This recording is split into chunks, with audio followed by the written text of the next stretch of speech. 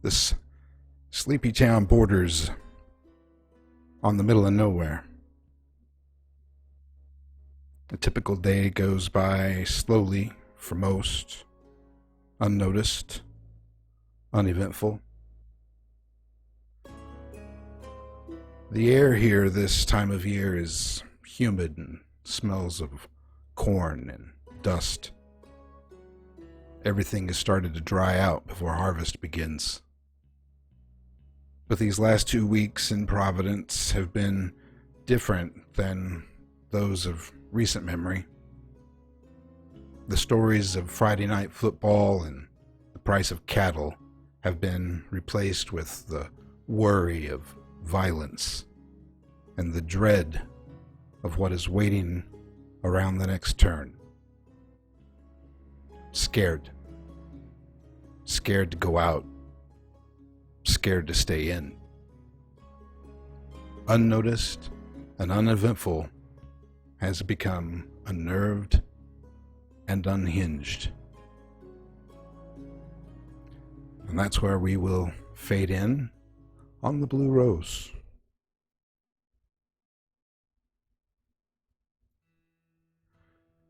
Sabella and Daisy are arriving at the Blue Rose.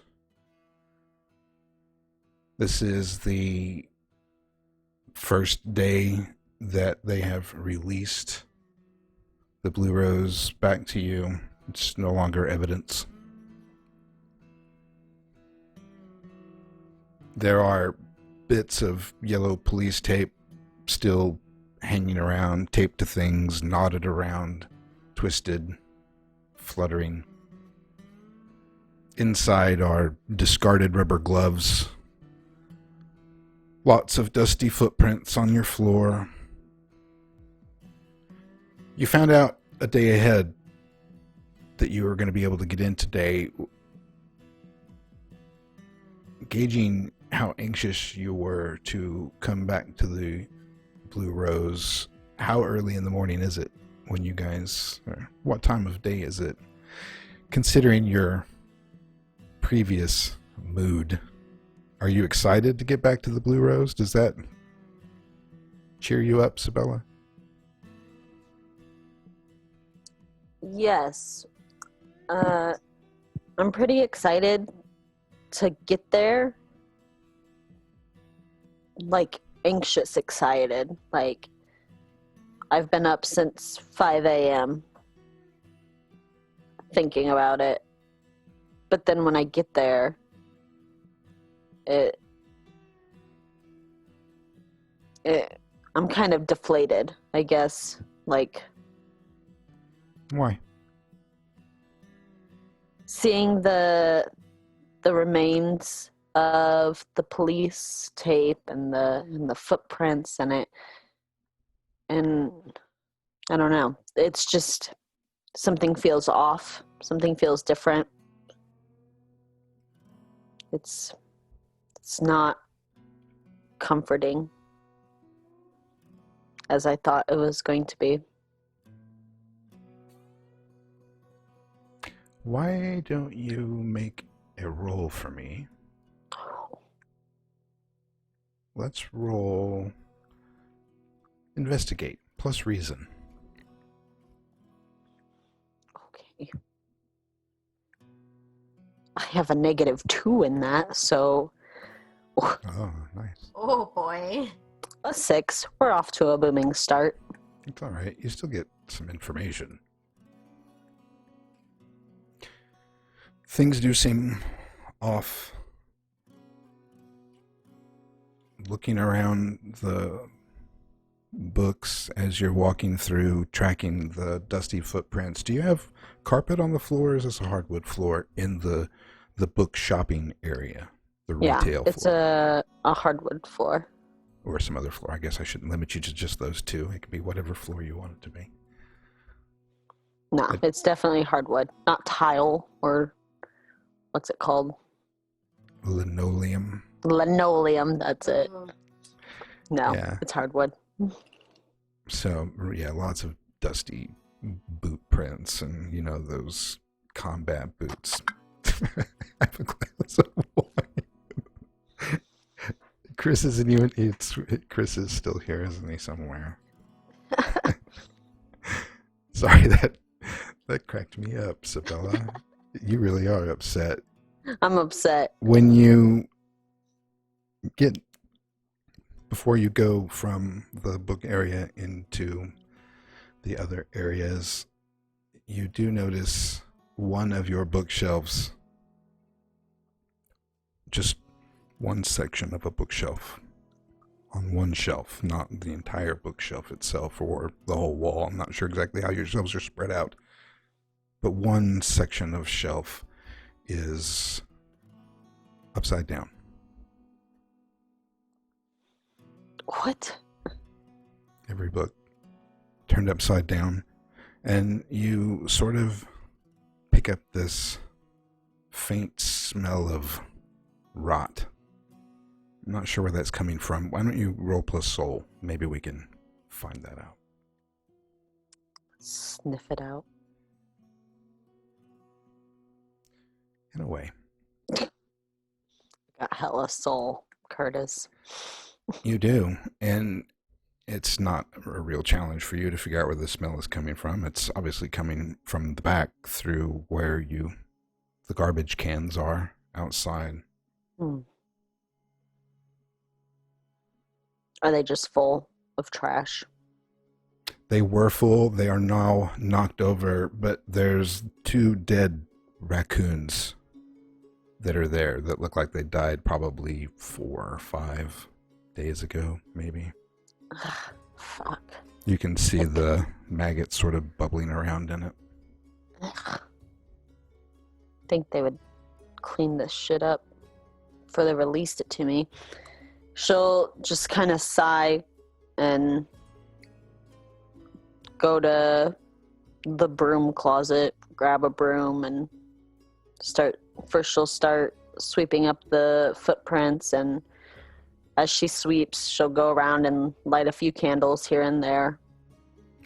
On your way back in from the garage, or the garbage cans, your back door, before you hit the broom closet, you see a symbol, because it's done too well to be just a smear of blood, but it is in just sort of like this a comma shape, almost like half a yin yang, this dot with a little hook of it in blood on the inside of your door frame, up just above your head level.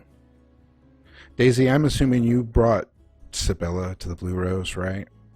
Okay, I was wondering. Yeah, Yes, no, she was I so would've brought eager her. to go in. She jumped right out. She was kind of pissed off because there was the stuff all over the place. And going inside, she kind of forgot that you were there. I definitely spend time outside just wrapping up police tape, grumbling about how they didn't do their jobs well enough to actually clean up their own mess Right. while she starts to sweep. Yeah, there's a dead rat against the curb. Like a big one, like a city rat. Dead, laying against the curb and the sidewalk there as you're picking up the little bits of yellow tape. There's some of them blowing around. Don't like it. Would you make me a soul roll too, please? I'm starting to get these strange ideas in my head, seeing these rather large dead animals, because after what I saw in the field, who knows how long this rat has actually been dead. 14. Doing your cleanup. I don't know if you clean up the rat or if you don't. Going inside, you can obviously see that Sabella is engaged in something. You can also smell a stink coming from the back as well. Another thing that you notice is that none of the lights are on, nor will they come on when you flip any switches. Likely a blown fuse or something.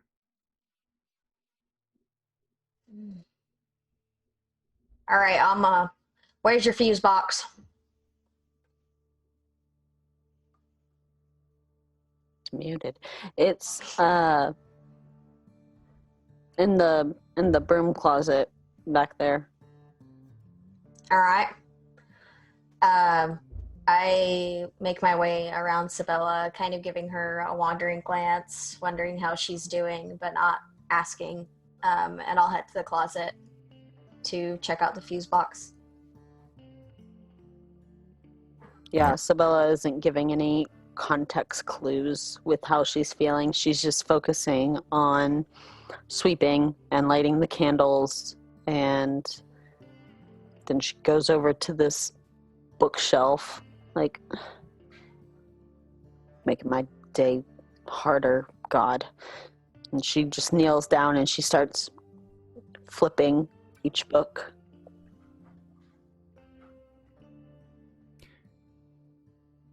Daisy, in the storeroom where the fuse box is, there is another dead rat.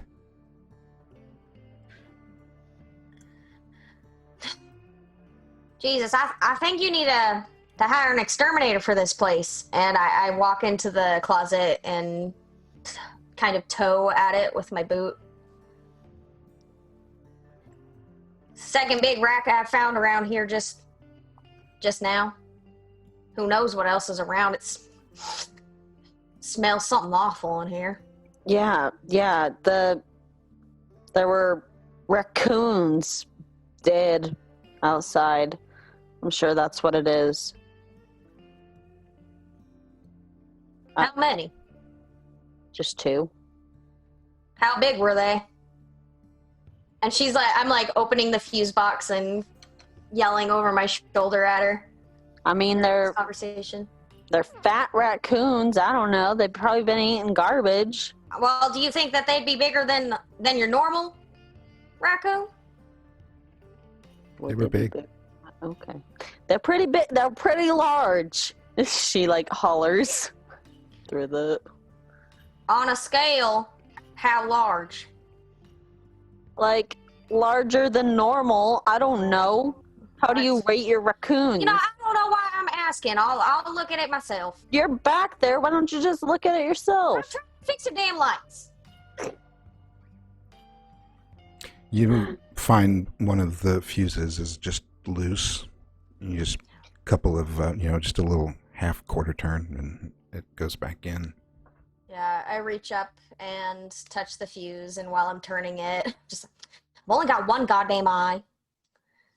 Can't be looking at everything at once. And fix the fuse and close the box, and I'll walk back out and try the lights again. Yeah, the light comes on in the storeroom as soon as you tighten that fuse in, and when you turn around, you can see that rat that you had towed on the floor, when you kick it over, all of these like maggots and ants and stuff kind of just come tumbling out of this slit down its abdomen and spill Don't say out that word. onto the floor. Hey, you got any Raid? Raid? Like bug spray? I don't know. Maybe? I mean, unless you want me to stomp a bunch of bugs in your broom closet here. Don't be stomping nothing. Don't. All right. Well, you got any Raid? I don't know. If I did, it'd be upstairs under the kitchen sink. All right. Well, just go in there. You might not like what you see. And I'll step out of the closet and go searching for bug spray. Yeah, you're really, when you step out, you're not too far really from where she is. Sabella, you realize when you're squatted down fixing those books, that's where the body fell that was shot. And you actually see there's this slight blood stain on the floor there. Why was it out here? Because he followed you out, remember? Or somebody out. That's been a minute. It's a Okay. small place. It is a small store. They were in the back room, but then the shooting actually was when they had stepped out into. Okay. You know, I don't actually know if bug spray will work on maggots and the like. They're kind of resilient. You know, I've seen a lot of dead things. They find a way of sprouting out when you don't exactly want them. Sabella doesn't answer you. I just kind of am squatting there. My long, straight blonde hair is like in front of my face, so you can't really see what I look like. I'm just staring.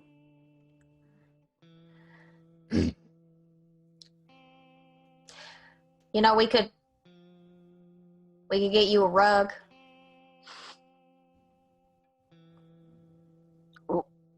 What?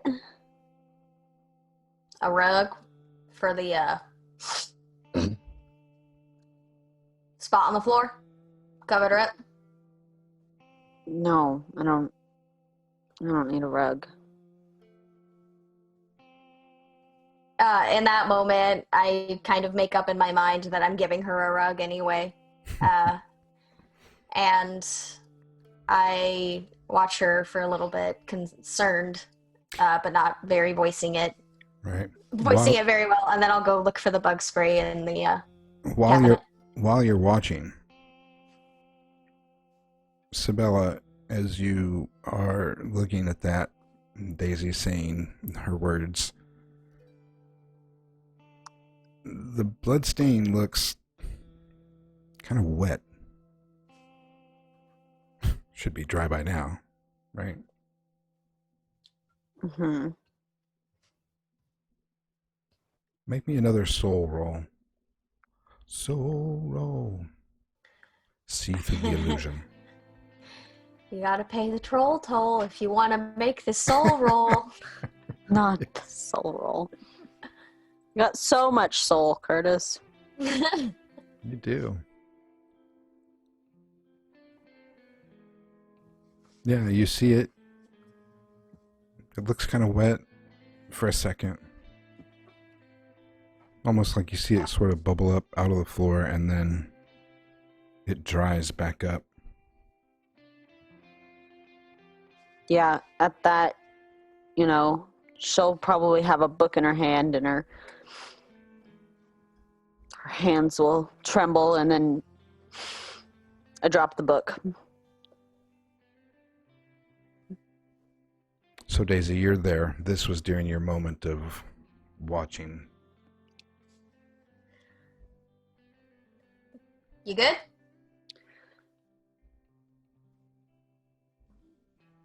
She just kind of picks up the book quickly and turns around, and I look at Daisy. Sabella, what's on your mind?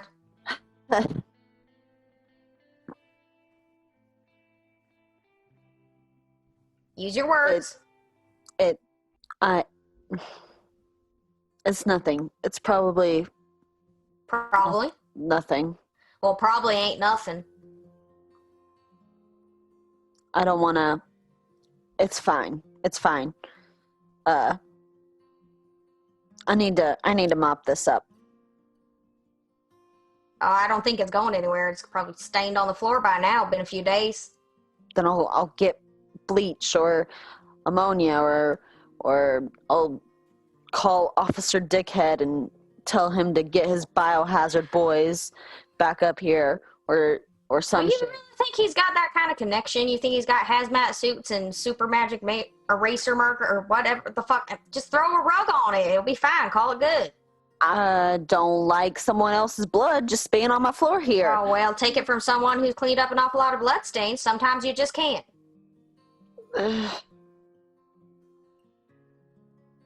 If you want to do it and if that would make you feel better, go for it. I'm just saying I just think I should probably try to mop it up. And she kind of slams the book on the shelf and brushes by you back to the broom closet, right. grabs a mop. Careful of the maggots. This fucking place is a trash heap. Now we'll get it cleaned up. Sabella, how do you feel about dead giant rats with maggots and bugs crawling out of it? I mean, I like them just as much as the next person likes a big giant rat with maggots and bugs crawling out of it. Cool. Why don't you make me a keep it together roll, just since you're starting to lose it a little.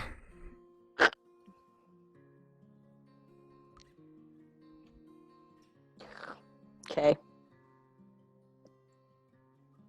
So you go into the room to get a mop. Is that what you're after? Yeah. And you see that nice chihuahua-sized dead rat lying on the floor. Ew. How does that make you feel as you lose a stability? It's the smell. I think that really gets to her. It almost makes her want to vomit. She kind of gags in her mouth, Trigger warning, trigger warning, trigger warning. but she doesn't vomit, obviously. She just kind of grits her teeth, doesn't look at it, grabs the mop and the bucket, and heads back out. On your way back out with the mop, I'm going to say is when Daisy is on her way back in with the spray. Yes. And when you meet Spella in your head, Oh, God. I found you. It's been so long. So long.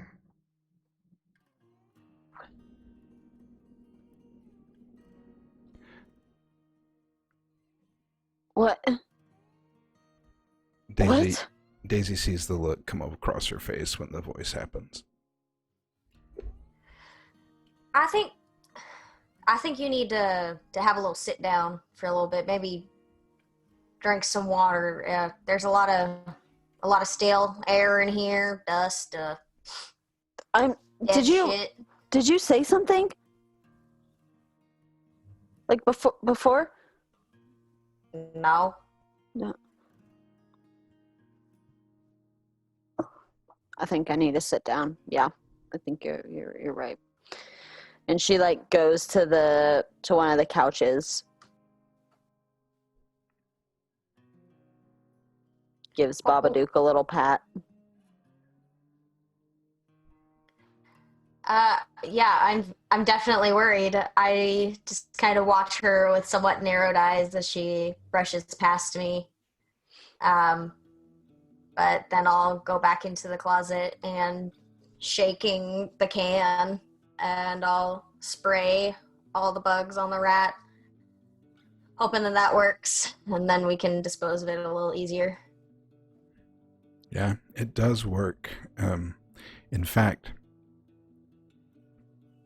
as you're spraying it, you see that rat decompose as if it was like that motion capture, the time lapse film where you watch it go from the state that you had seen it in all the way to dust in about 45 seconds. I step back and I look at the dust, and then I look at the can and read the ingredients. This stuff is really good. Like, too good. I think you should lock it up a little tighter. She doesn't really answer. She's just like, yeah.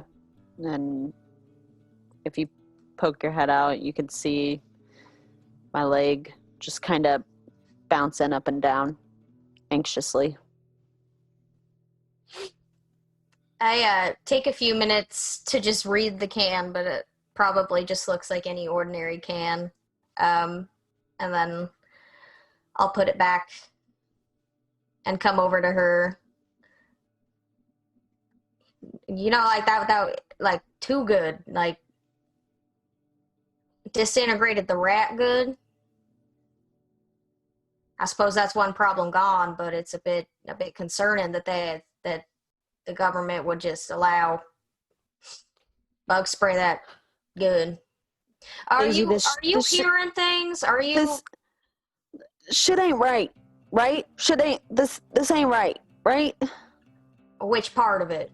The fucking the rats and the raccoons and the blood that bubbles and the voice and the voice.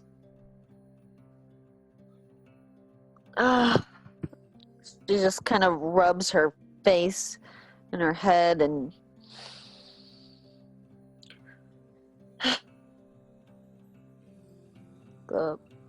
yeah, I don't know, Daisy. Maybe I'm just tired, but I do know that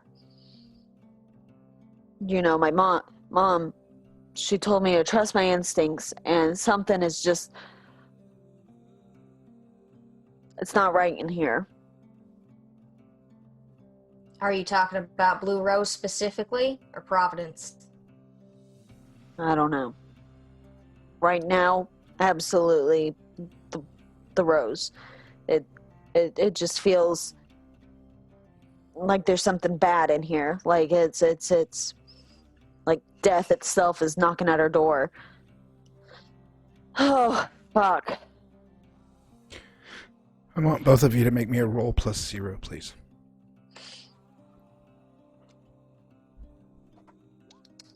Mm. 14. 11.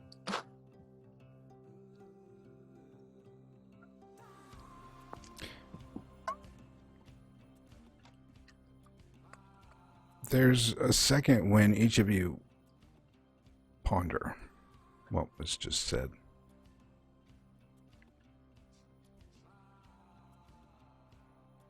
And something different happens to both of you. So this happens simultaneously, but I'm going to take you one at a time. Step by step. Yeah. Sabella,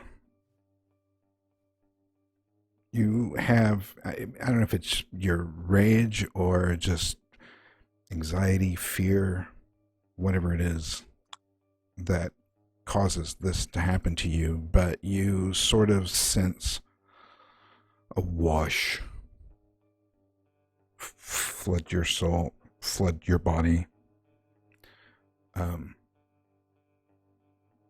It almost feels good, maybe even pleasurable in just this very first instant, and then it finishes with a sort of this painful, uncomfortable,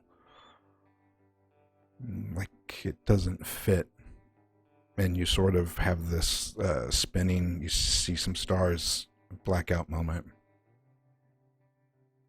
And it's you, only you feel younger.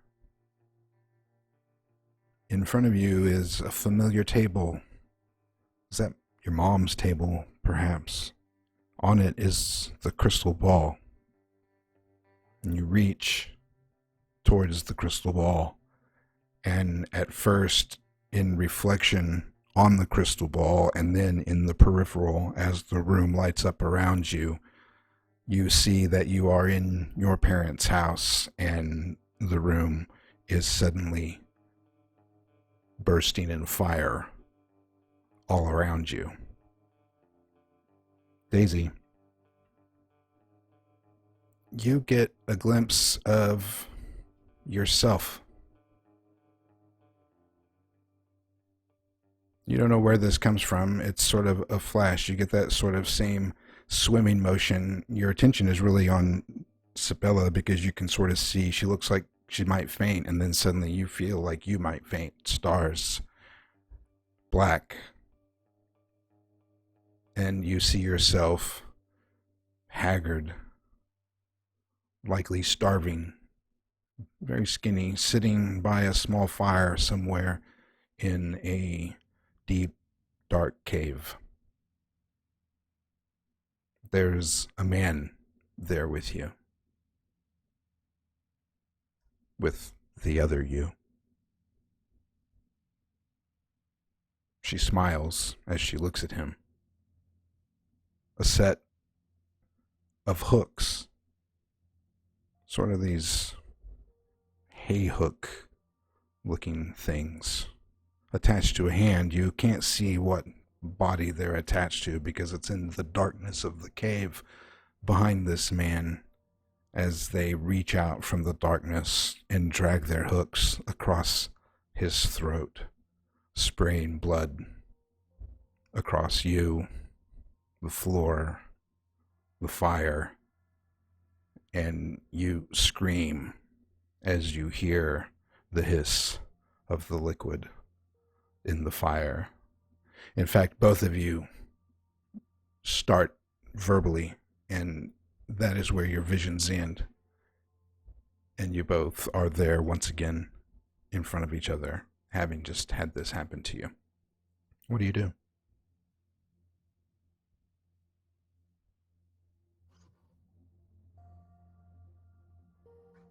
Sabella just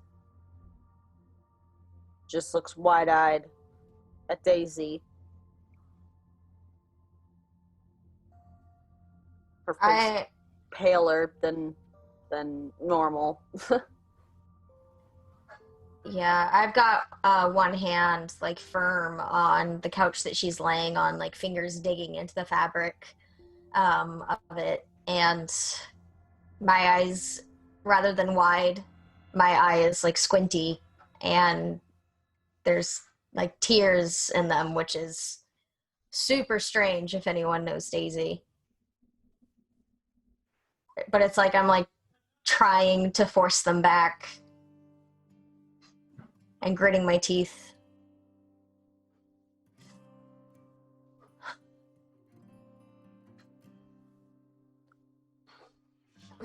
Daisy, I don't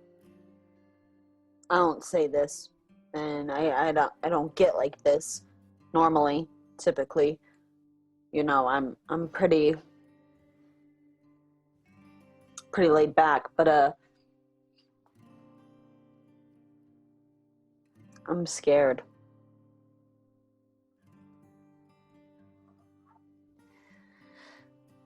My eyes kind of open back up and blink a few times, like managing to push the tears back, and I look at her.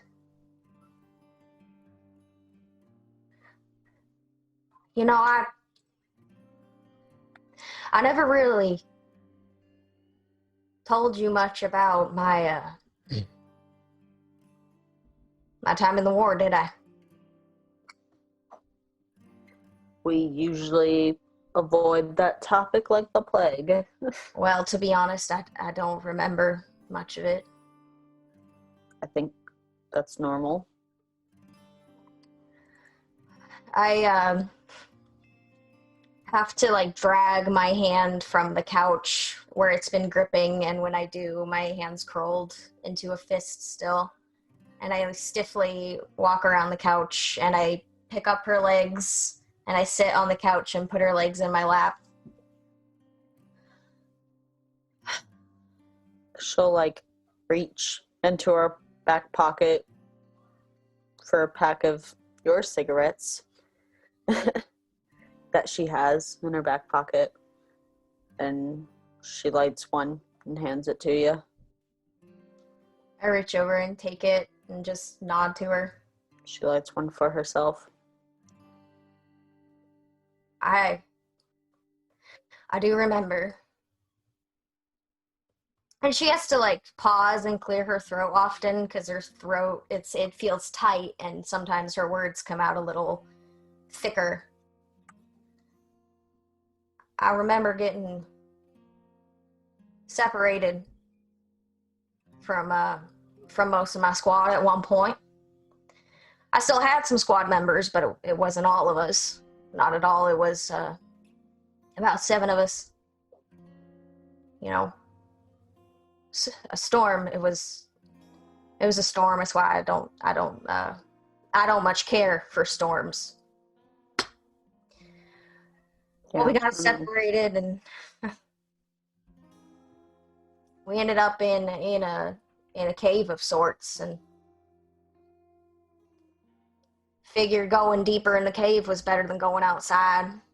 Because with a storm like that, you start hearing stuff that you don't think is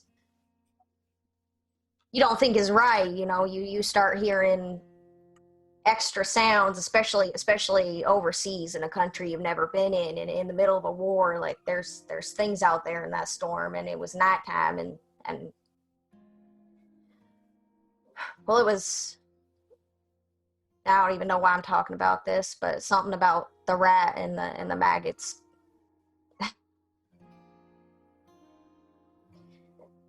It was a long storm. I don't know how long it lasted. It felt like weeks.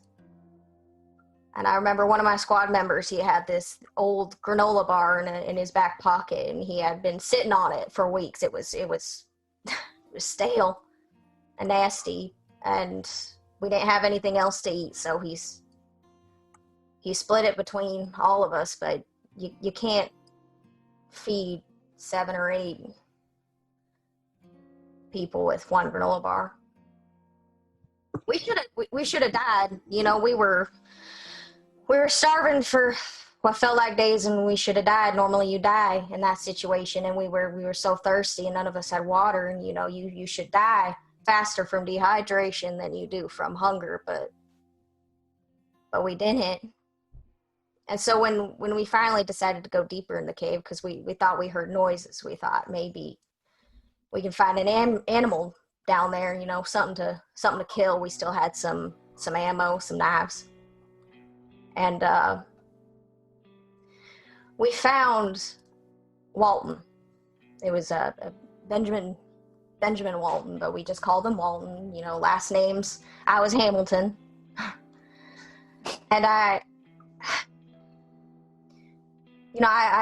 couldn't make sense of it, because I mean, it was Walton, all right, but he was on the ground, and he had that same look with bugs starting to crawl up on him, and his dog tag was around his neck. He had a tattoo of a wedding ring on his left hand. Easier, didn't lose it. He tended to lose things a lot. And the red bandana he wore around his wrist, but his face, you know, his face was gone. It wasn't a face. It was something like a pulp. It looked like something ate his face and tore off his legs, and there was blood. There was a lot of blood, and the body of a German Shepherd, which was the strangest things, because in this entire war, this whole time, I ain't never seen just wild dogs like that, and it was a beautiful dog, but it was just like the German Shepherd he had back home with his wife and 8 kids. Walton had 8 kids. And he had brown and black fur under his fingernails, as if he was the one who killed this dog. And it made no sense, because, I mean, Walton was a good shot, but he ain't a dog killer. And it looked fresh, somewhat, despite the bugs. He looked fresh, and we thought maybe if we'd been there sooner, we could have saved him. But sometimes timing doesn't work out for you. And people die, and you lose your loved ones in fires. And we were so hungry. We were just so hungry. And No. she kind of stops there for a moment and is just looking straight ahead out at the window. That's when you see Elliot come to a sudden stop into a parking place there at the Blue Rose. What a convenient time. Yeah. Sibel will just pat Daisy's knee. And she'll nod. I gotta take a piss. And she kind of throws your legs off and gets up very abruptly to go to the bathroom to collect herself. Yeah. Yeah. And her boots hit the floor, and she walks to the door to greet Elliot. Maybe probably brushing a tear out of the corner of her eye.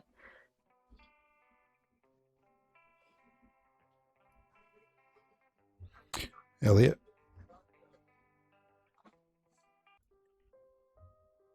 I mean, she's trying to be normal, so she comes, stumbling out of her car, as she always does, unplugging her phone from the aux cord, like right before the door slams. It makes you anxious every time she does it, because you're waiting for the time she actually gets the 10-foot cord stuck in the door. She is a hot mess at all times, so she's trying to be normal about this. So she's pulling the phone, closing the door, and she's brushing her curls out of her face as she turns around and sees you, and she tries to smile, but you can tell it's just not quite hitting the eyes. But she's trying to be cool about it as she just grins. Hey, what is up, my friend? I am so glad that you are out of the loony bin. How are you? I've been better. Well, haven't we all? Hey, my stitches came out, and guess what? What? No tooth in my head. I'd call that a win. Gross. I'm so glad that you did not have a tooth in your head. What's up? Come in. We're fucking infested with rotting animals, and there's blood, and it's great. It's great in here. Great old fun time. Having a blast. Awesome.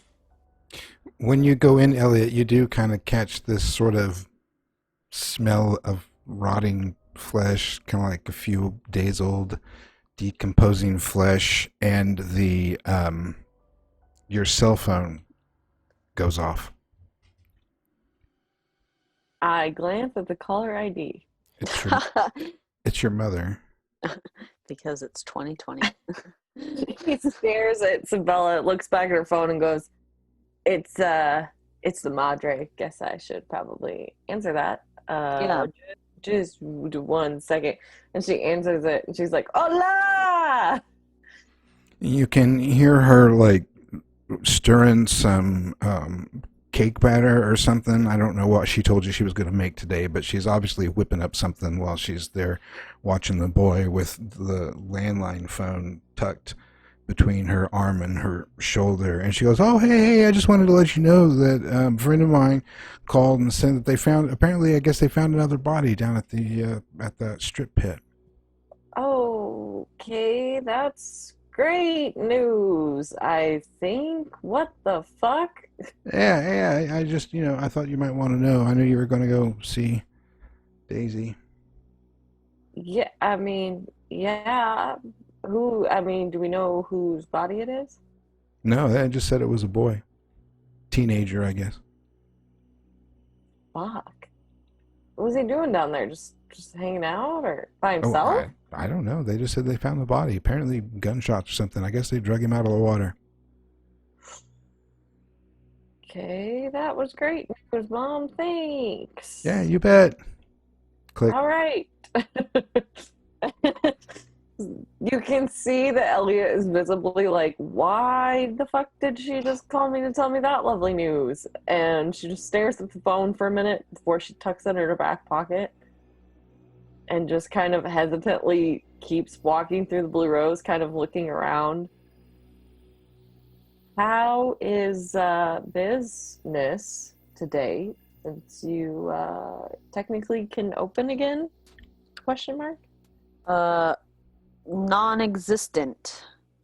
I didn't flip over the sign. There was a fucking trash heap when I got here, and she gestures to the blood spot on the floor, and she has the mop in her hand, and there's fucking blood everywhere. Can't be having that. You smell like heavy cigarette smoke from the bathroom and the toilet flushes. Elliot is like very hardcore avoiding the blood spot. She's not looking at it. She's not mentioning it. She moves completely around it in a like 6-foot diameter and just walks around it. What is Daisy here? You I can smell it. You can't smell it? I was about For to say. sure smell that Daisy is here. Yep. Elliot, She's- make me a roll plus soul, please, as you take a glance at the blood stain. Oh. Sabella's just scrubbing at it with the mop.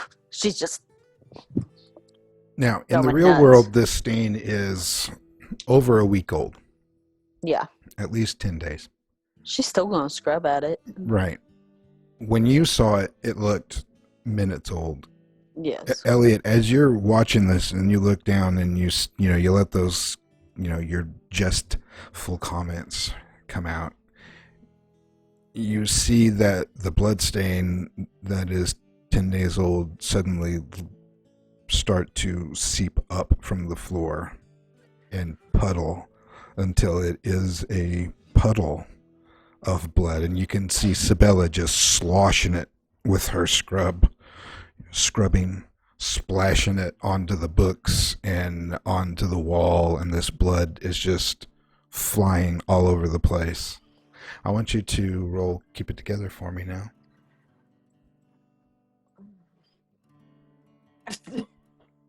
All right. That's pretty good.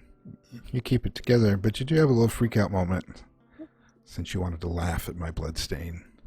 Yeah, I mean, you see Elliot kind of shudder a little bit, and she glances back at Sabella, definitely not looking at the blood, but just stares at her for a second. Do you have like a whole bunch of like water over there? You should probably not aggressively. Sabella, you should probably stop what you're doing. Please What? stop right And now. she kind of like pauses and like props herself up on the broom or the mop, whatever cleaning utensil she has. What's wrong? Why? How much? Blah. Ooh. Okay. Um. The vision Why? goes away. And she just sits there and blinks for a second at it, and stares at you. Stares at the blood stain. Looks back at you. Aren't you gonna like get water on the books or something if you scrub that, I I need to get it out. Daisy said she's gonna give me a rug or some shit, but I don't know if I don't a know. rug's gonna really fix that. I know Mom wouldn't want it like this, and The cloud of nicotine smell precedes her as Daisy walks back into the Beautiful. room from puffing away in the bathroom. Well, you're not going to really fix it unless you redo the whole damn floor, and that's a hell of a lot more expensive than just a simple rug. ugh, I'm Hi, Daisy. not gonna redo the floor. I'm just gonna It's scrub it. beautiful wood. I'm just gonna scrub it, and it's gonna come out, or I don't know. All right. Solid plan. And she kind of shakes her head as she's thinking about the blood splattering onto the books. And you see her move towards one of them and pick it up that she thought had blood stains on it a second ago. And she's like turning it over and looking it all over. You good? Yeah, just suddenly have a very sudden interest in, and she flips it to the cover and she reads it for a second. Yeah, you're interested in a Western romance novel? Yes, Late Night Cowboys on the Ridge is my favorite novel now. And she slowly sticks it back on the shelf and quickly just ignores you for a second and scrambles by to stare at Daisy. How are you, Daisy? How are things going? Haven't seen you since when that stuff happened. She regards you for a moment and takes a drag of her cigarette with her other hand kind of in her jacket pocket. It's fine.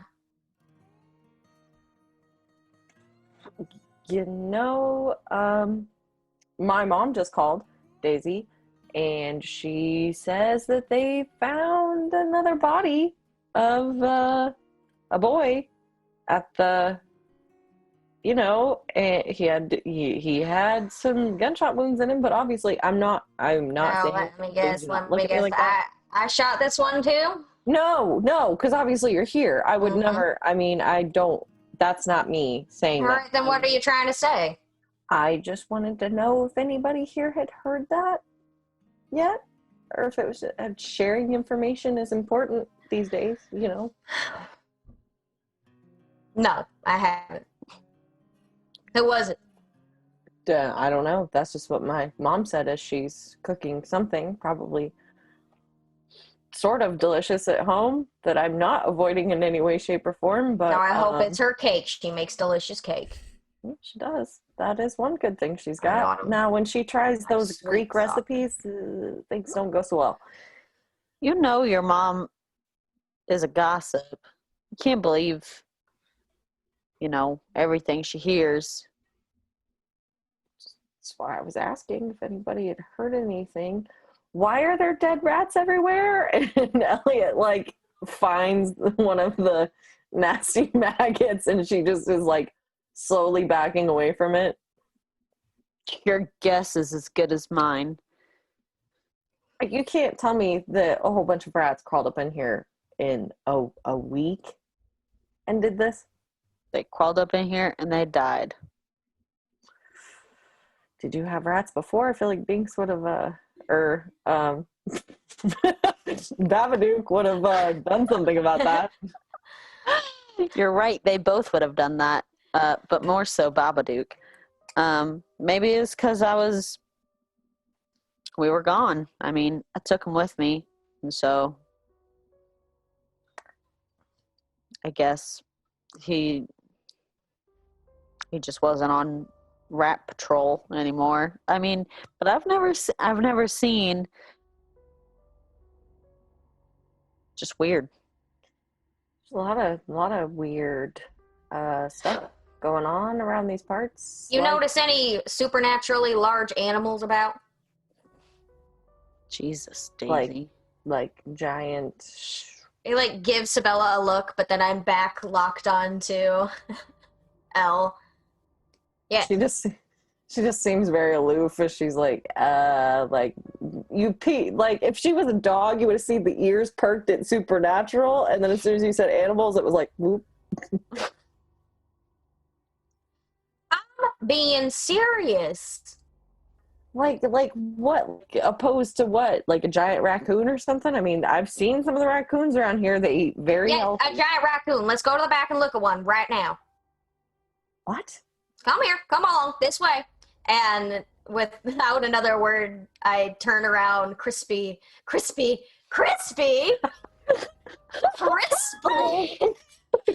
turn very crisply on my heel, expecting you to follow, and I head to the back where Sabella saw the raccoon. I was Elliot, trying to use good words. So Elliot crispy. is for sure just staring at Sabella like, what the fuck did she just say to me? Do you follow? Before turning and following. But there's definitely a look that Elliot gives Sabella of like, are you sure she hasn't finally kind of fucking lost it? Like, what is going on? Sabella just kind of gives you a shrug. Go check it out. Do you stay, Sabella, or do you go too? No, I stay. Yeah, I want to go look at these big raccoons. So the two of you go out back to look at the big raccoons. Yes. They are large. Told you. See, that's what I'm talking about right there. You ain't ever seen a coon like that. Well, I don't know have. why I said coon like that, but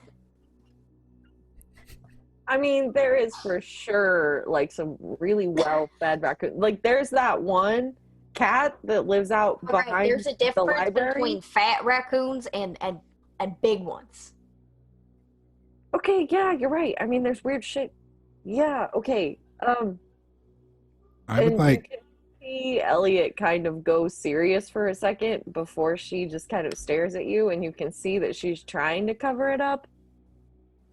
Yeah, I want you both to make a roll plus soul for me, please. Cute. Oh my gosh. All right. Sorry. 16. Nice. Watching the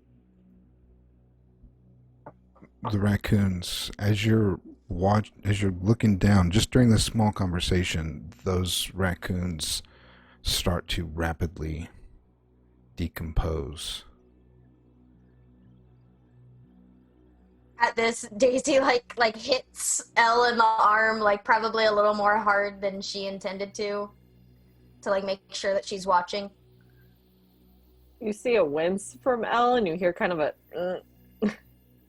and she just slowly starts backing away.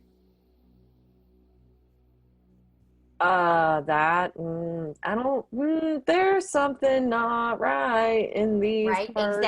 Exactly. That's what I've been saying.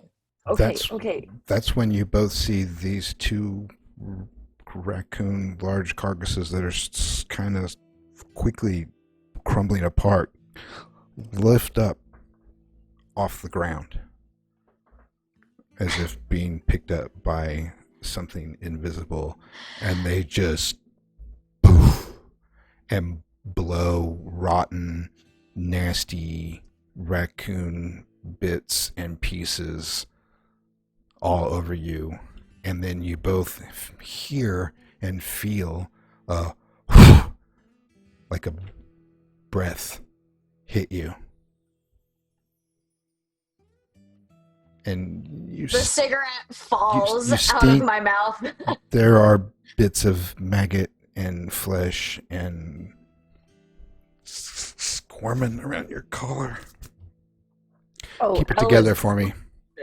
She's screaming and getting the shit off of her bloody murder and just like, what the fuck? What the fuck? And she's just like squealing and jumping and trying to get all of this crap off of her. You two, I take yeah, my jacket off and just like slam it on the ground. roll me keep it togethers, and Sabella, you can hear Elliot screaming from behind your place. Figured. Wow, Yeah, we did good. she'll run out because she heard the screams. What happened? I mean, Ella's just bent over, like shaking out her hair, and she's like damn near about to pull her actual like full t-shirt off. Her flannel has been thrown to the wind. What? I Got her turn shirt and look halfway at you, off. and I've got my jacket off, so I'm just wearing my tank top, and I'm just like, just looking rather disgusted, but reacting a lot more calmly than Ella is. What the fuck? What the A fuck? raccoon's And she like exploded. I'm sorry, you said exploded? You see Elle like gagging. I don't know how else you want me to say it. The raccoon exploded. Shit. Fucking nasty. Whoa, it didn't just explode. It freaking floated and exploded. Shuffling my hair about and like picking bits out and flicking them away. Floated and exploded. You what? And Oh, she Ella's just like standing looks there now between and the crawling. both of you like, what the fuck? Did you kick it or? Oh, I was about to when that damn thing lifted off the ground, but it exploded before I could. Well, shit. Okay. Do you want to? There's got to be some weird kind of bug inside these things. I swear. I think I know what it is. I think that there's some kind of parasite getting in our animals. It's making them big. It's making them large, making them unnatural. What? And it's getting in their head, and it's killing them, and it's rotting them, and it's making them explode. It's got to be. I'm telling you, sure it's something in the water. That's why I only drink well water. You never know what you're gonna get. not the well water, Daisy. I'm sure they were just bloated from the being out in the sun, and You don't bloat after being dead for that short amount of time. We were only gone for, what, 10 days? I'm sorry, are we going to ignore the fact that it floated in the air? And Well, also other weird shit is going on. Outside of just exploding raccoons, mind you. And you see like, she's like standing there in a bralette. Okay. Well, there's no need to just stay out here covered in exploded raccoon bits. Come on, let's go upstairs. Y'all can take turns using the shower. Elliot is already like grabbing clothes and just beelining it for the shower. Yeah, go ahead.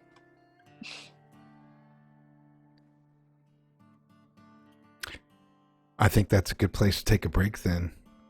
We will I think I'm just gonna let that scene sort of marinate there. So to speak. Yeah. And Tidor got my logic. I was like, well, shit, I don't actually know how long it takes for things to bloat. Sorry, internet. I'm incorrect with like that. we do have Hours. a resident fact checker. Excellent. All right. So yeah, we will take a break. We'll be back in about 10 minutes or so.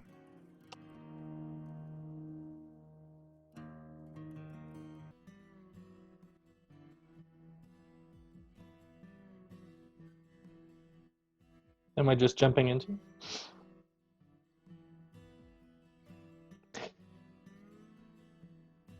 All right. Since we have some extra time, I'm going to end today's lecture a little different. Before you all start flinging your own shit in celebration like monkeys, no, I am not letting you go early. Normally, we would study grief later in the semester. However, with current events being what they are,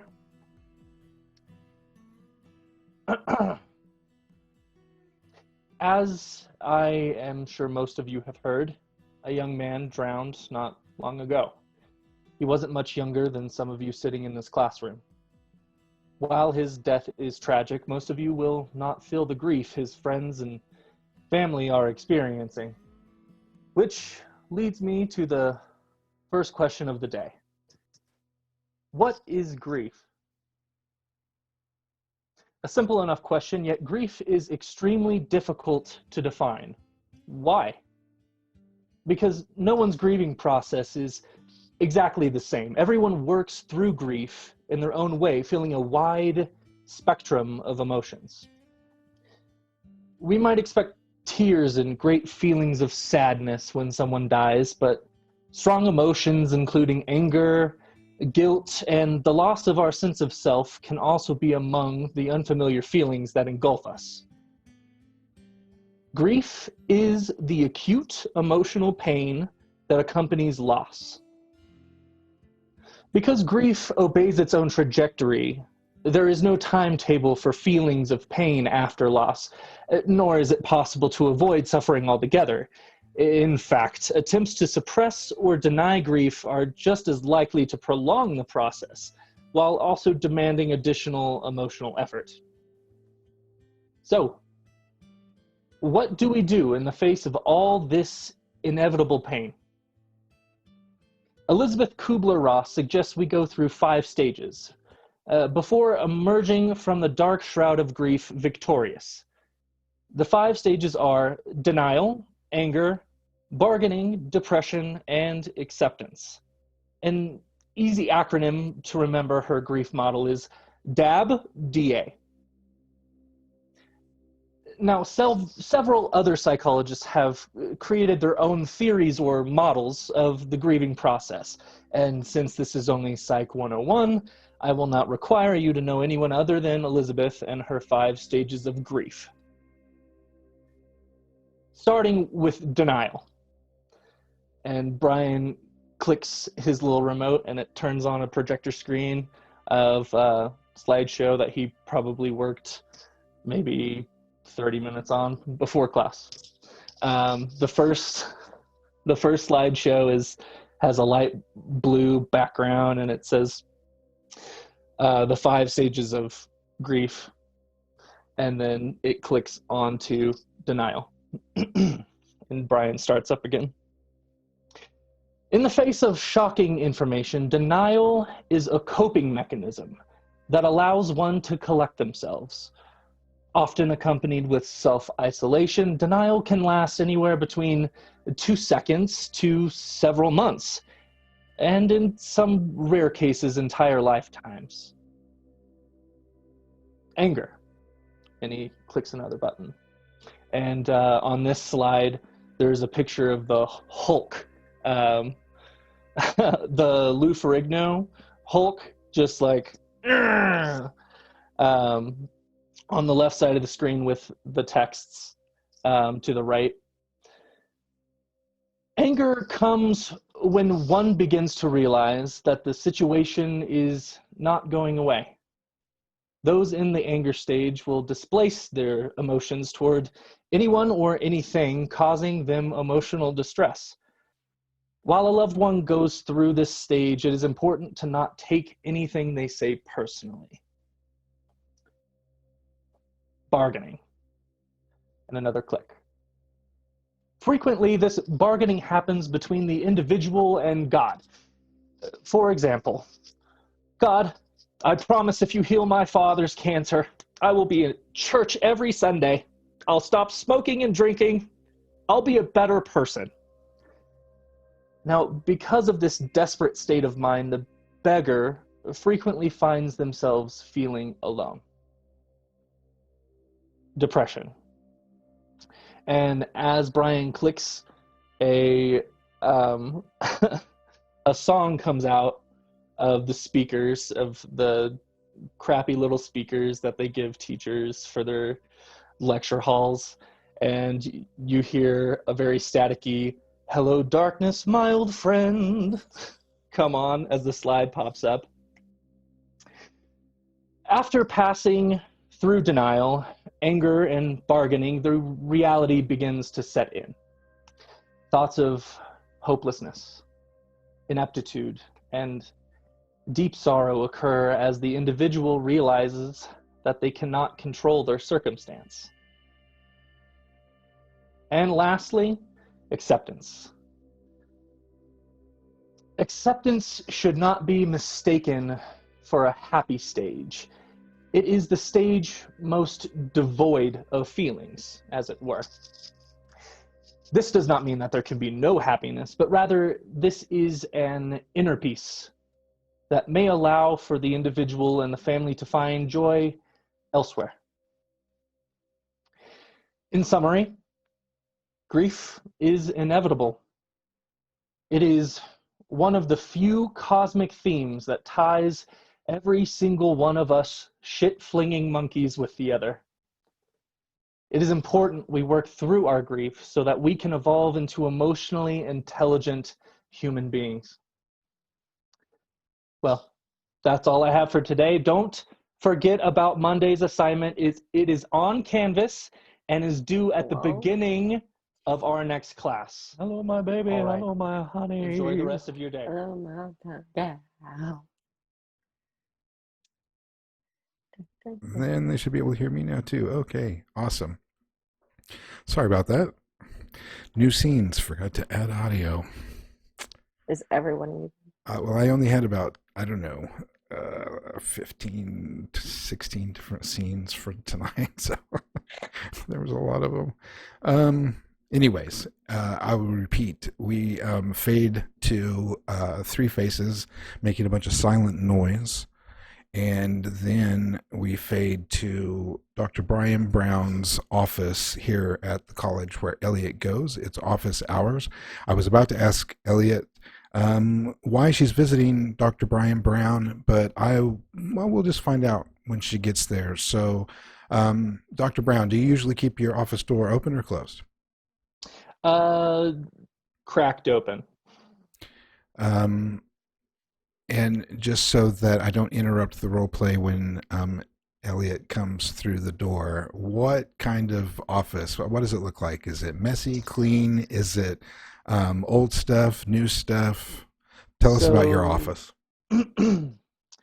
Dr. Brown's office is a decently sized office, but it is a very narrow office. It is long in depth. But is narrow, and there are bookshelves on either side of the wall, so it gives the impression that you're in a library's book stacks, and that there's just a random desk plopped in the middle. His desk is covered in graded and ungraded tests and essays, manila folders, scattered across the room, open books lying everywhere.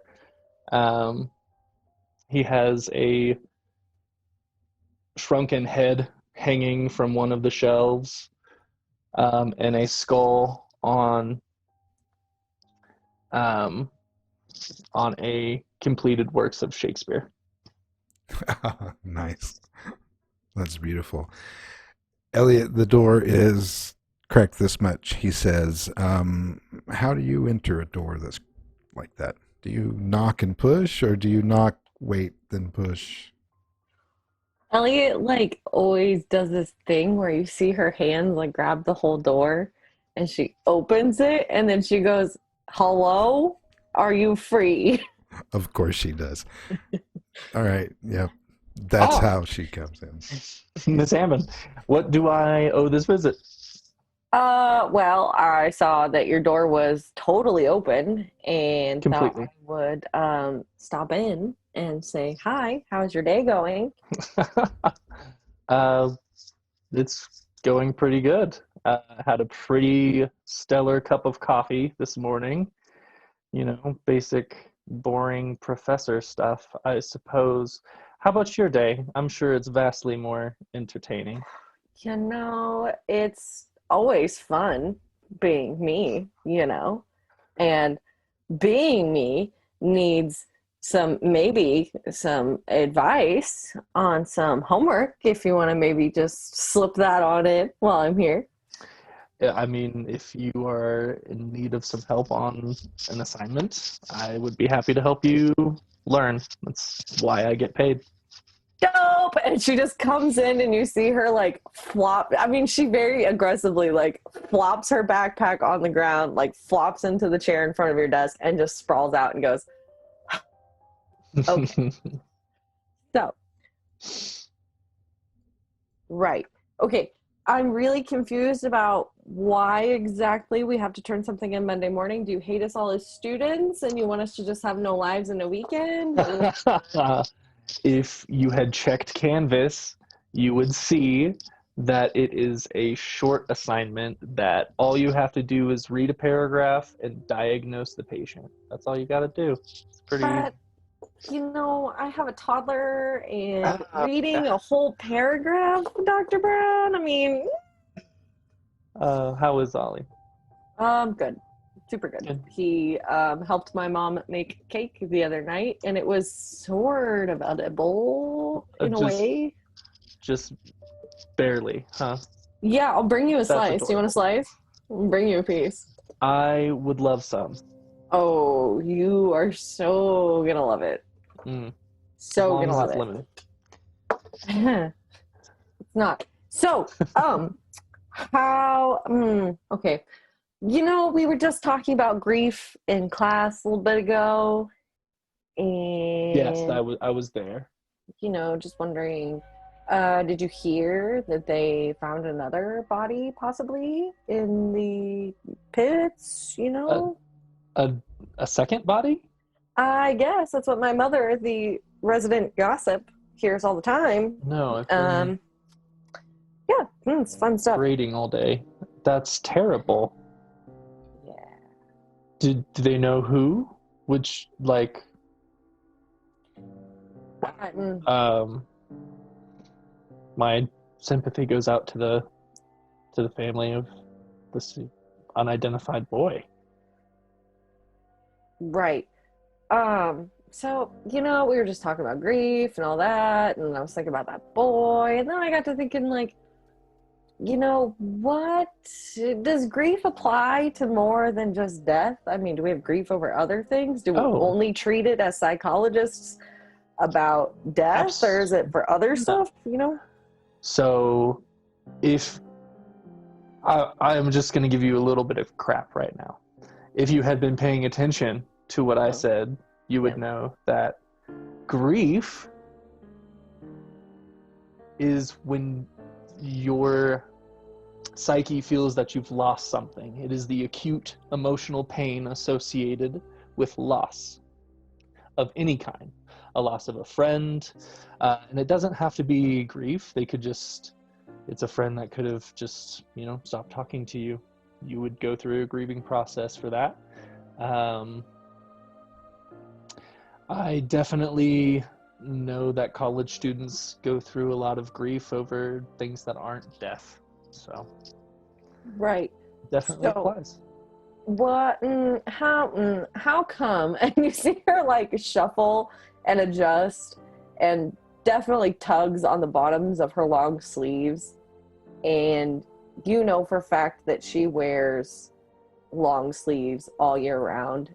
It's either a flannel, a long sleeve shirt, a jacket, a hoodie, anything like that, and she constantly wears them, and she just kind of stares at you for a second, stares at the floor, stares out the window, stares at the little head, gets creeped out by the little head, shakes her head, and kind of looks back at you.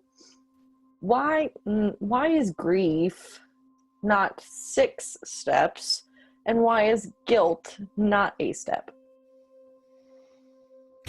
Dr. Brown, make a roll plus intuition to read a person, and if you have your sheet up on roll 20 down in the read a person red box, you can choose from those questions if you like, so that you can read into this very descriptive movements and shuffles and you're terrible. I didn't read anything because I rolled up. I just totally just. All right. That's even +3. That's even better. I want you to think for a minute, Dr. Brown, about how you feel about Elliot or her world or anything related to her, while she also rolls intuition to see if she reads if you give something away. She does. You can ask a question. You can see just a slight bit of uncomfort on Dr. Brown's face when you are telling him this, and you can ask him one of those questions if you like. How do you feel right now, Dr. Brian? A mix of emotions, I suppose. Confusion is the first one that pops up, and intrigue as to why are you asking me all these questions about guilt? Are you feeling guilty about something? Me is a very subjective term, Dr. Brian, and she definitely is not making eye contact, but you can see she's looking like just past you to see if she can kind of fool you into thinking she's making eye contact. And she shuffles and she stares at her hands for a second, and then you see her reach up and she's rubbing at the scar on, well, it's not a scar quite yet, but the stitches have been removed from the back of her head, and you've heard what's happened at this point. And she pulls her hand down. I just wondered if it was normal for, say, a person to feel guilty after something catastrophic happens in their life, and or if it's like a multitude of things, or is it something classified as like a trauma response or something like that. I just want to be the best psychology student that I can be, Dr. Brian. Well, hypothetically, in that case, if someone were to experience something catastrophic to their life in the way that they live it, it would not be uncommon for them to feel a plethora of emotions. Guilt can be a trauma response. It is very possible to feel guilt when you shouldn't. But normally, when someone feels guilt due to a catastrophic event, it is because they caused it and feel guilty. But yes, feeling guilty over nothing or just feeling guilty whenever something happens could be a trauma response. So not on the scale of grief necessarily. Everyone processes grief differently. If you feel great amount of guilt after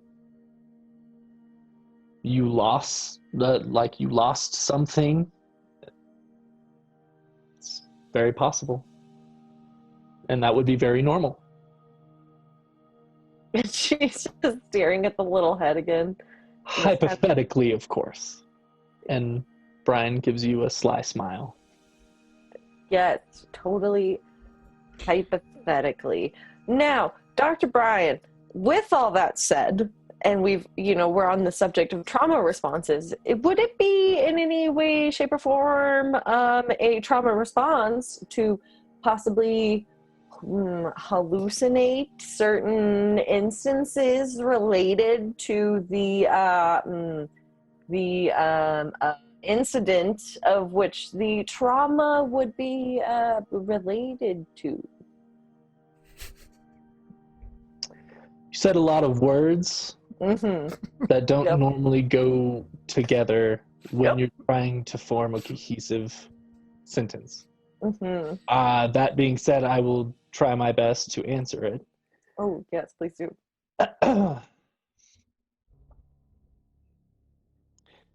Trauma and trauma responses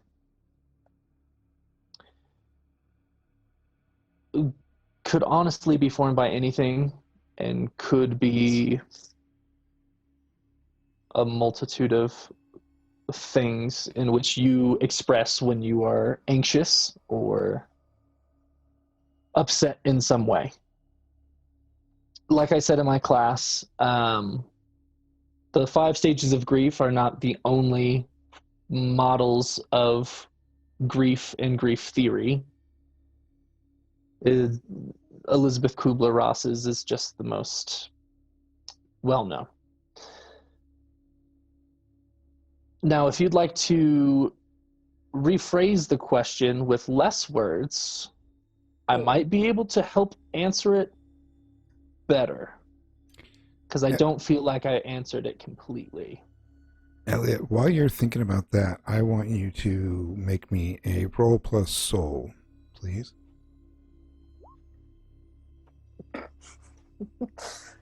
Damn.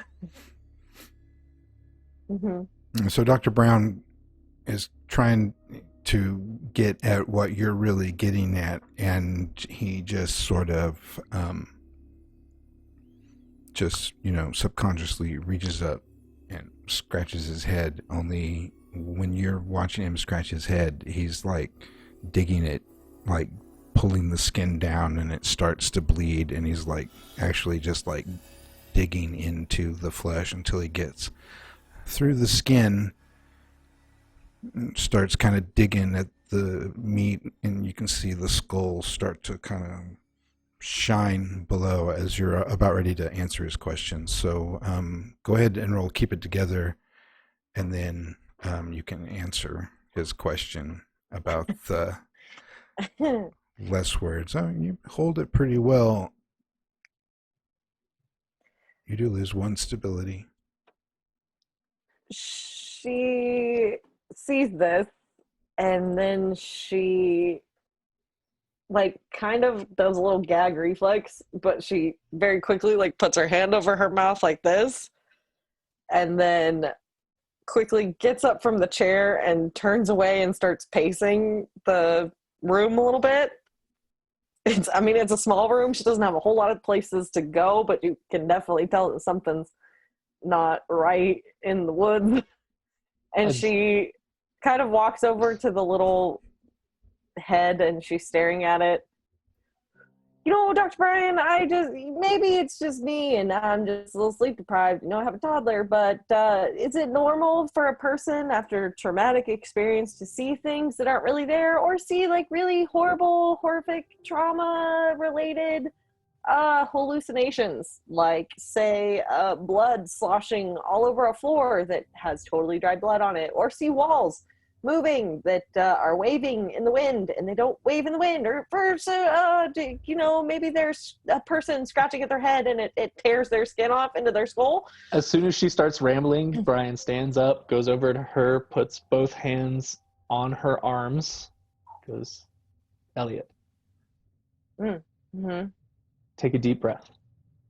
I want you to take a deep breath with me, okay? Okay, sure. Okay.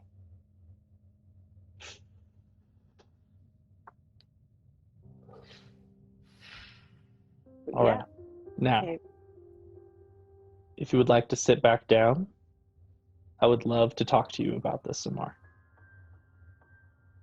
And just know, everything in this office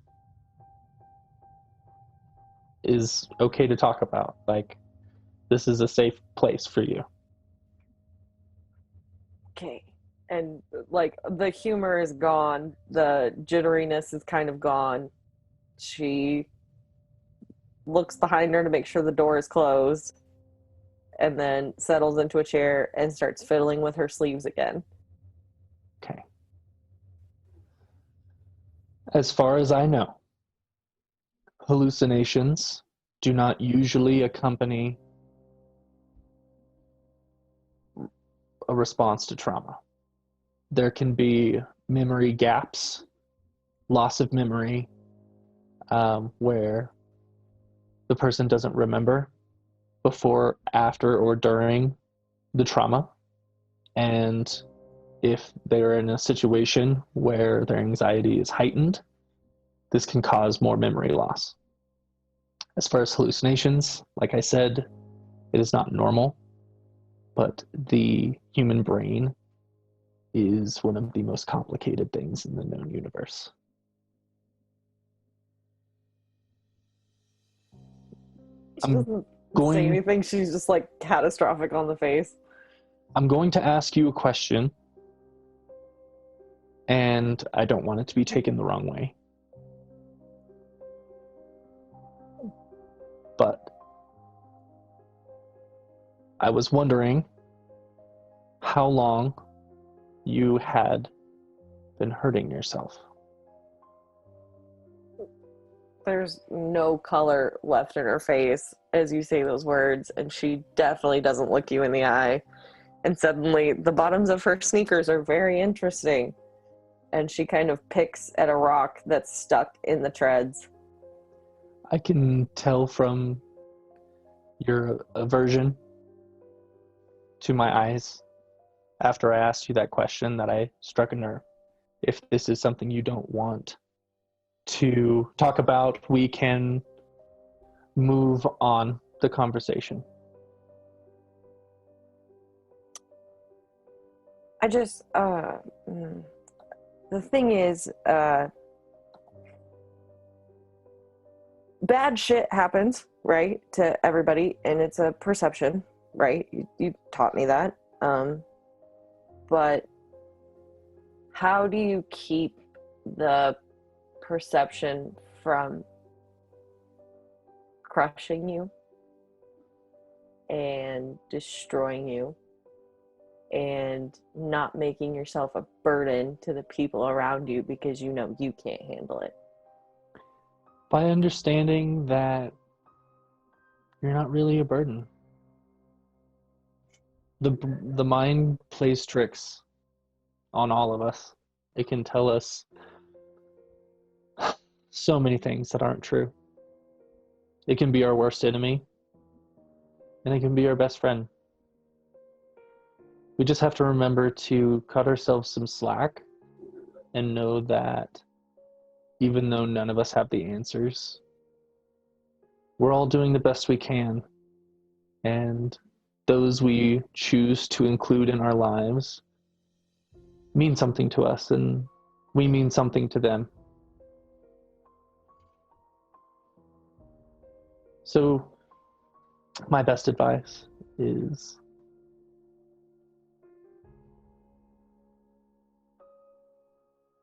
to learn to love yourself for all the failings you see in yourself, to love yourself imperfectly, because you are an imperfect human being worthy of love and deserving of it.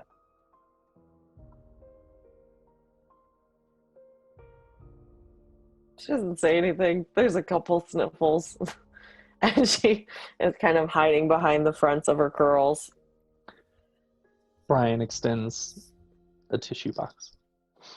She snags it, wipes at her nose, kind of wipes at her eyes a little bit, does not look up. I think that's a good place. Oh, did you have something you wanted to say? Okay. Nope, I was yawning. You're good. Okay. I think that's a good place to fade out that particular scene. And Brian, we're going to go to your house. Okay. And since I haven't had you at your house yet, I didn't have a description for it. So we have the generic, really cool cut log background, which you will love when you get to see it later.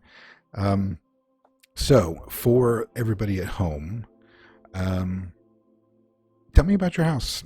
What kind of house is it? Old? It's a ranch style house. It was my parents. It belonged to them. My father passed away when I was a teenager, and my mother is living there. I am taking care of her in her elderly years. It's a very cute house. Ruby, my mother, always kept it extremely uniformed. flower beds with tulips, roses. So did you grow up in Providence? Yes. I might have asked you that before. I'll ask again. So you've been here your whole life. Brian grew up in Providence. He graduated and left for college to California, where he studied and got his bachelor's, master's, and PhD in California, and then decided to move home to take care of Ruby. So tell me more about Ruby. You're taking care of her. What's wrong with her? Unfortunately, Ruby was diagnosed with Alzheimer's and has slowly begun to lose memories and basic motor functions in certain moments. She's more prone to falling. So Brian decided to move back home and help take care of her until the end. So aside from the obvious, I'm going to say the obvious emotions that one might have in this situation of dread, grief, the mental part, the physiological part of what's wrong with your mother, do you have any fears about that? Other than the hereditary nature of the disease, the idea of his mother not knowing who he is just psychological torture. How worried are you about the hereditary part? He's pretty worried.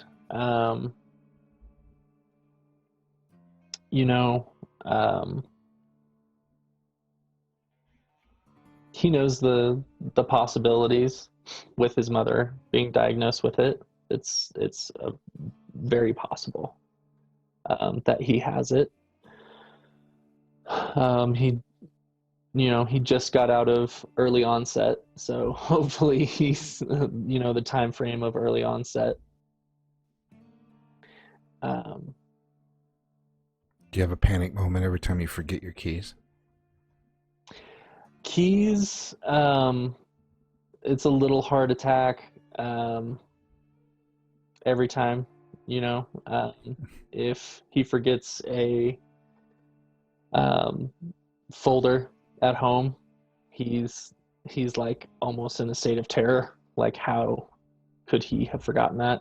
Just if he accidentally left a coffee cup on top of his car, it's just like small stuff Right. that everyone does every once in a while, but to him it's it could be a sign, and Right. he's terrified of it.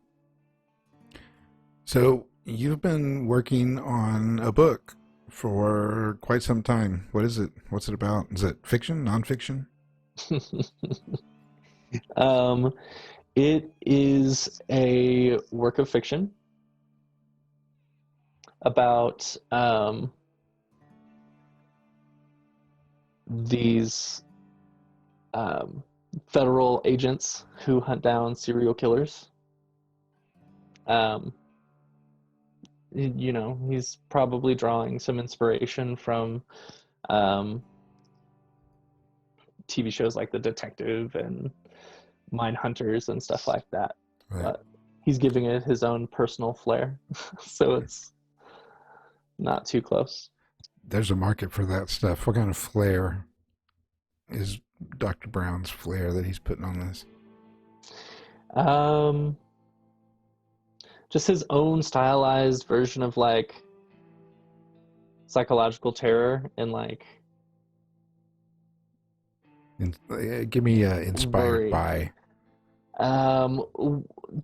There's a couple scenes in the book where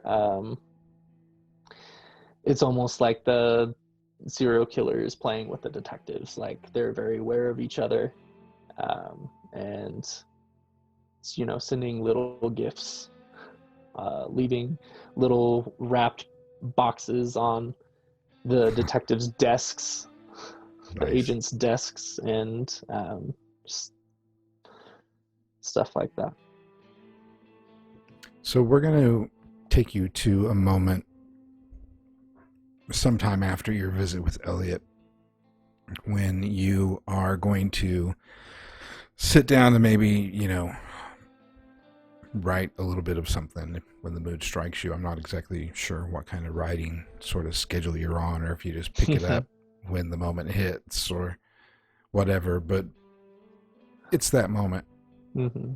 And Usually hits after two fingers of scotch. Right. Yeah, that's a good time. And you sit down and there is a start of a chapter that you don't remember writing. Do you write on a computer, or do you write old school on a typewriter? Like, that's really old school for these days, I suppose. So for the initial draft, he uses a computer, and whenever he's like really finalizing something, he uses a typewriter which his father owned and gave to him on the birthday before his death. He used it to write his thesis and his PhD. Right. This is in the typewriter. And I'll read what it is. It's, you don't remember writing it. Mm-hmm. Faced with the choice of fight or flight, the boy ran. There was nothing he could do against the darkness that was closing in around him except to flee. He had tried to stand against it. He had screamed and fought to push it back, but the outcome was always the same. He had tried to strike a deal. He offered up everything he could think of. His most precious possessions. Nothing worked. The worst part was knowing that no matter his efforts, none of it mattered. The boy ran. He ran until his legs gave out. He pushed himself to get up, but his body was weary. It wasn't long before the darkness caught up to him. The boy lay there and said, "Nothing to be done." And that's where it ends. Make a roll +0 for me, would you?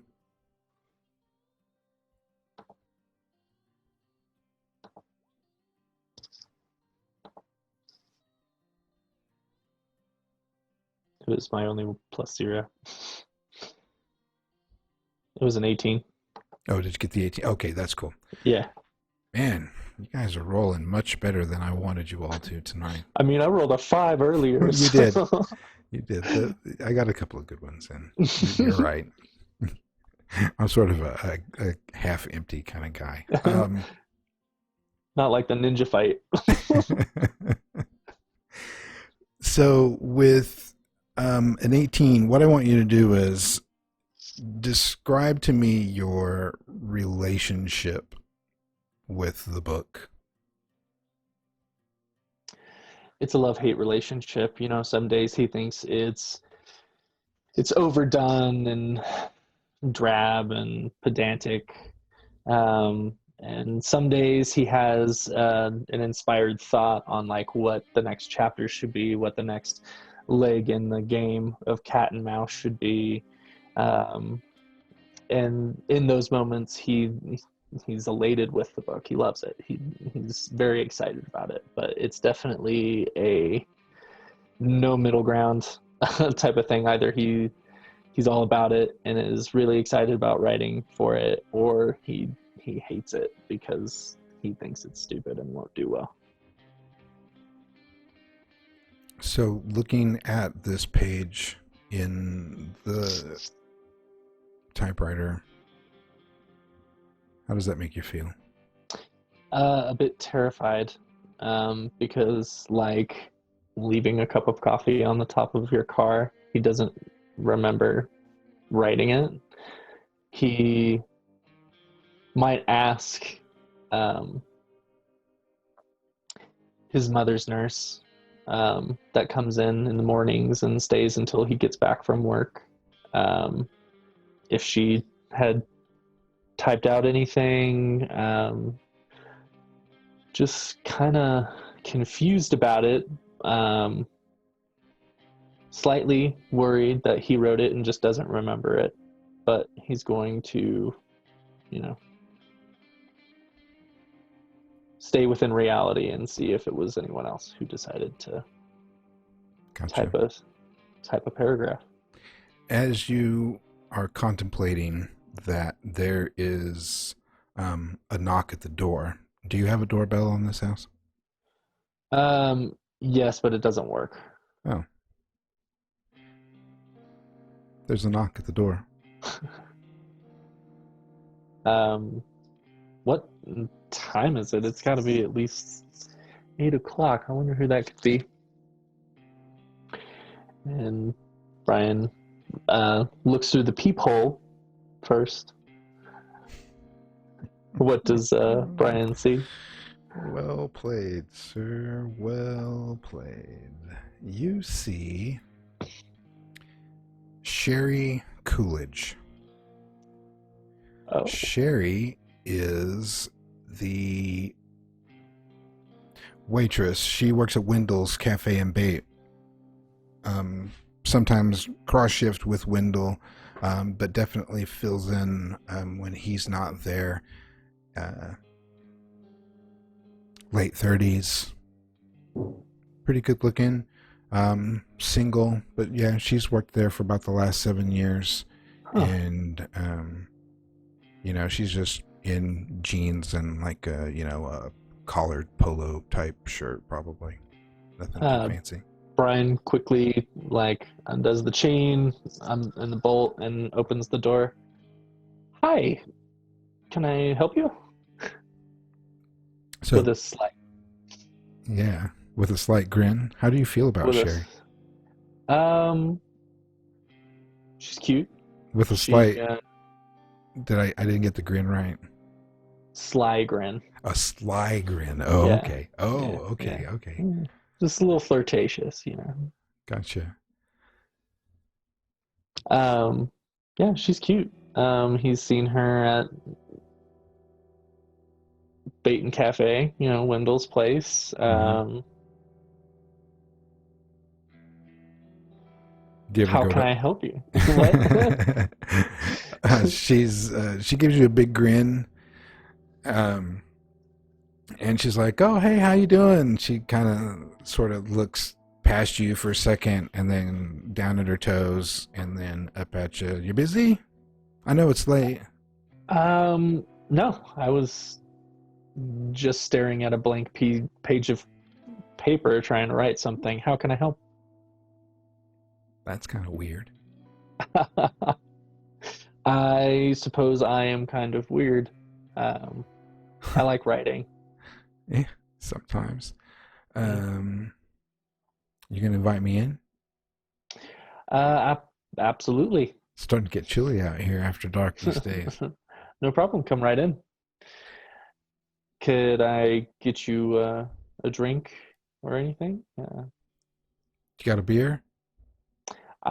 Yes, I have Budweiser in the fridge, or I have an 18-year-old Scotch that I'm quite fond of. Oh no, I'll take the fancy stuff, the Budweiser. Okay. A Budweiser, all right. The fancy stuff. Yeah, Budweiser, that's fancy beer. All right. Well, I will be right back with your Budweiser. All right. And Brian grabs 2 Budweisers because he doesn't want to pour the good stuff unless he's sharing. Right. So Brian twists off the caps for both of them, hands Sherry the one in his left hand. So, what do I owe this nighttime call? During your question, she gets about a third of the beer down. Huh. And looks at you with a big old smile. Hey, she likes to drink. What can I say? All right. That is impressive. I have to say. She says, "Yeah, I got some friends coming over this next Friday, and we're gonna have a game night. Thought it might be kind of fun. See if you wanted to come over, hang out, play some games with us. You up for that?" Yeah, that They're all actually sounds like a great time. they're all girls. Is that gonna be a problem? Not at all. I prefer it actually.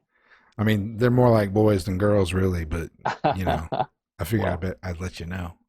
to each their own, right? Yeah. So, what time? Oh, we usually get started just after dark. You can come just before that. Okay, sounds great Bring to me. bring anything you want to eat or drink or otherwise. Okay, I might make a good dessert or something. Might bring a bottle. Who knows? That sounds good. So you came all this way just to ask me to hang out next week? I just live like 4 houses away if you cut through Elmer's garden over there. Oh, did you though? Did you cut through Elmer's garden? I did. Oh, Look, you know he doesn't like that, right? she even shows you the fact that she walked over. She's got dirty bare feet. Oh.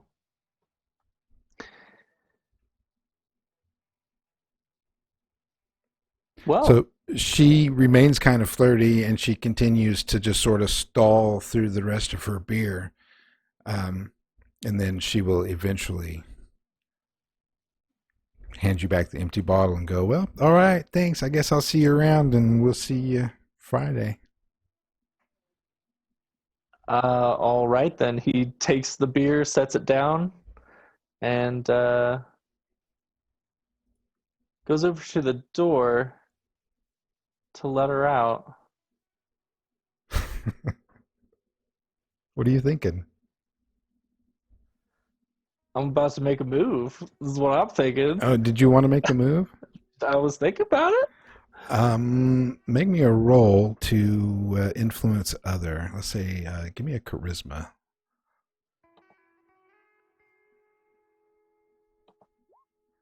Did Sherry stopping over completely take you off that book? Yeah, All I am right. not thinking about the book whatsoever right now. Good to know.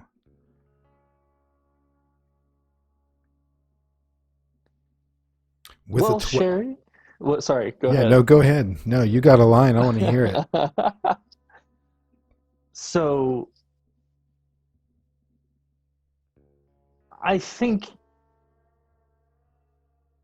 you were smart enough to know that I know you didn't come over here just to ask me to game night. That could have been done at Wendell's. So I was wondering what you really came over here for. That's gonna cost you another beer. By all means, take them all. And Brian gets another beer. We will summarize this with this. With the 12, you were not as smooth as you thought you were. In fact, it took about 3 words out of your mouth before she knew exactly where you were going. However, she does give you a comment later on, something about, was it my bare feet? As in, what finally tipped you over the edge. But that's later on during your time together that she is very eager and willing.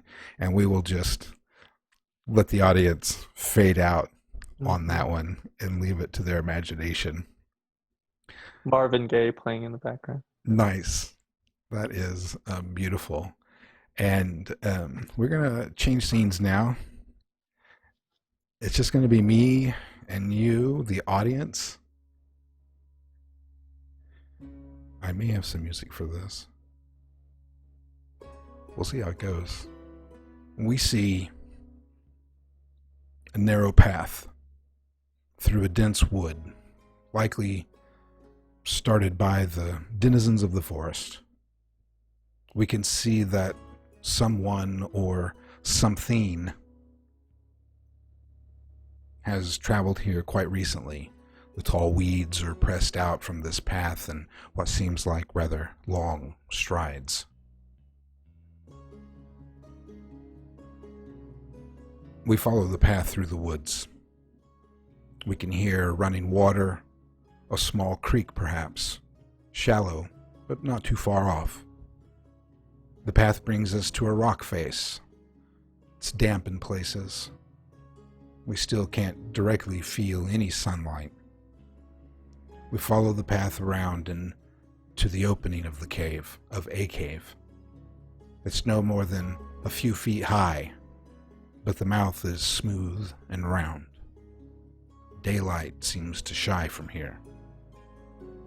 We move forward, the sound of running water now closer, the bubbling of the brook, as some of the old stories would say, through the mouth of the cave, and we are pitched into a void. No light, no sound. You feel lost in the complete darkness. Would you reach out a hand and try to find a wall? What would you do if the wall was wet? Or you put your hand into something sticky? What would you do if your hand could not find purchase, no matter how far you stretched it out? Would you move to find the wall? Would you feel scared? Alone in the dark, would you yell, "Hello?" Would you stay silent and unmoving? Would you turn and find your way out? There is no way out. After a moment, you realize that the air should be cool and damp, but you're not sure. You can't tell. You try to take a step forward, but it's as if you forgot how.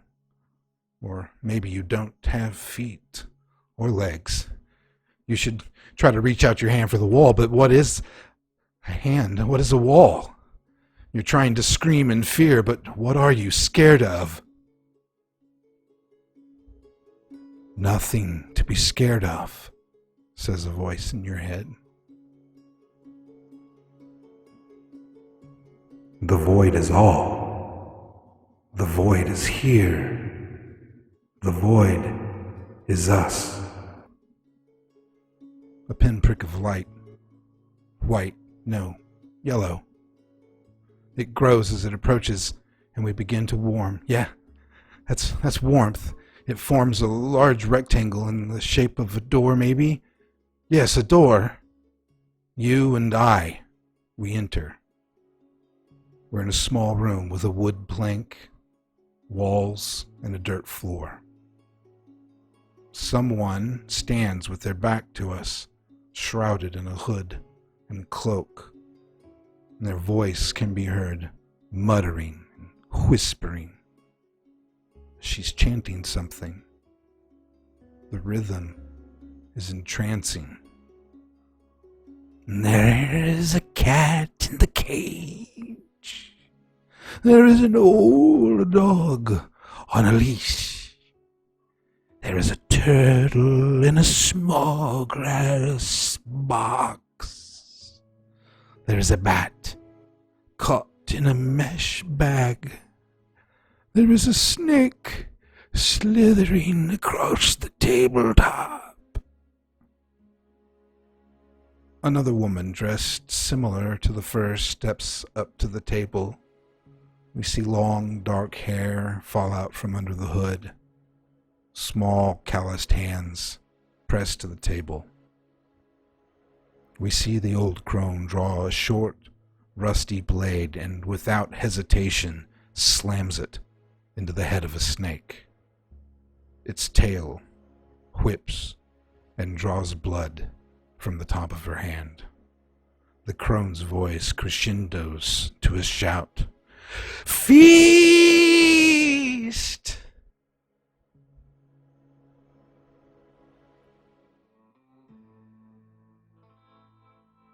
That's it for tonight's show. Thank you very much to my wonderful cast. Nope, I'm not. For a fantastic job creating this story with me and filling it with character. And thank you, the audience, for watching live tonight or later on demand. Thank you, Helmcast, for such an amazing game. My name is Curtis. You can find me on Twitter if you like, or I'm the Twitch director, media producer for Helmcast and the KULT channel, executive director of TTRP Theater that produces all of this content. And that's where you'll find everything at ttrptheater.com. And go to our Discord. You can chit-chat with me if you like. If any of our viewers would like to start playing KULT, check out KULTDivinityLost.com for a pile of free resources, starter scenarios, and more. Be sure to check out our website, ttrptheater.com, for all of our KULT content, and be kind to each other. Please, please, please make a plan to vote and vote. It's only a couple weeks left, guys. Thanks again to everyone. Good night. Sweet dreams. And we love you.